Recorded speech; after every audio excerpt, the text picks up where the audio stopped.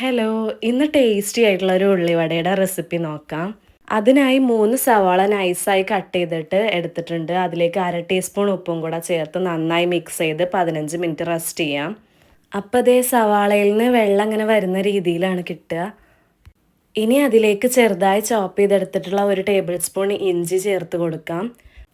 1 table spoon കറിവേപ്പില, 2 പച്ചമുളക് ചെറുതായി കട്ട് ചെയ്തത്, 3 ടേബിൾ സ്പൂൺ മൈദ,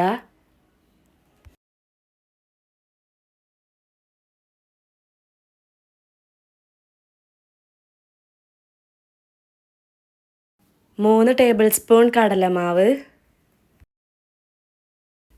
1/2 ടീസ്പൂൺ മഞ്ഞൾപ്പൊടി, 1/4 ടീസ്പൂൺ മുളക് പൊടി, 1/2 ടീസ്പൂൺ പെരുംജീരകം ചതച്ചത്, 1/4 ടീസ്പൂൺ കായംപൊടി. ഇത്രയും ചേർത്തതിൻ്റെ ശേഷം നന്നായി മിക്സ് ചെയ്തെടുക്കാം. വെള്ളം ചേർക്കേണ്ട ആവശ്യമില്ല, സവാളയിലുള്ള വെള്ളത്തിൻ്റെ കണ്ടൻറ്റ് മതിയാവും. ഇനി അതിൽ നിന്ന് ഓരോ ബോൾസായി എടുത്ത് കൈ വെച്ച് പ്രസ് ചെയ്ത് ഷേപ്പ് ചെയ്തെടുക്കാം.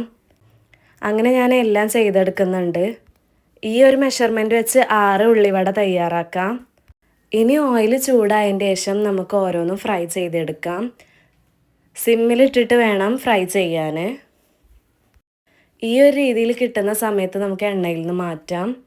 നല്ല ടേസ്റ്റി ആയിട്ടുള്ള റെസിപ്പിയാണ്. എല്ലാവരും ട്രൈ ചെയ്യുക, ഫീഡ്ബാക്ക് അറിയിക്കുക. താങ്ക്